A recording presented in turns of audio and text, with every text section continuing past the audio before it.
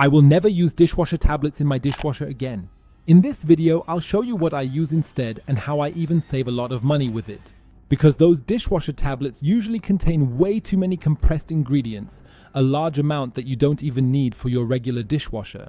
Besides, they're quite incredibly expensive, as you surely know if you've ever bought them before. As an alternative, you only need 3 very simple and common ingredients. Simply grab any kind of container that you can seal tightly where you want to store the mixture.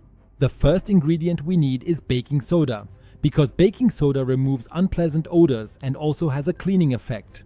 We'll use 100 grams of it now. Now we also need citric acid. We'll use 120 grams of that. It's best to use one in crystal form, as you can see here with mine. This has a water softening effect and also dissolves lime scale. Lastly, we need washing soda. Again, you should use 100 grams of this. Washing soda is very good at dissolving fats and generally has a very effective cleaning action. Once we've combined all the ingredients, we want to stir them thoroughly so they're nicely mixed together. You can also simply close your container and shake it a few times. As soon as everything is well mixed, it's ready, and you can just place it next to your dishwasher. As you can see, you can prepare it completely in just 1 minute, and the individual ingredients are much cheaper than constantly buying dishwasher tabs. When it comes to the exact amount to use, you can experiment a little to find what works best for you. In most cases, 1 to 1.5 tablespoons of this mixture are enough to get all your dishes clean again. But it could also be a bit less. Just experiment a little, and over time you'll find the right amount for you.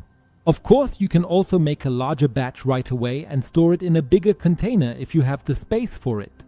By the way, if you don't have washing soda, baking soda, or citric acid at home, you can also get them from my shop. You'll find the link below in the video description. With the discount code FUCHS10, you currently get 10% off your order.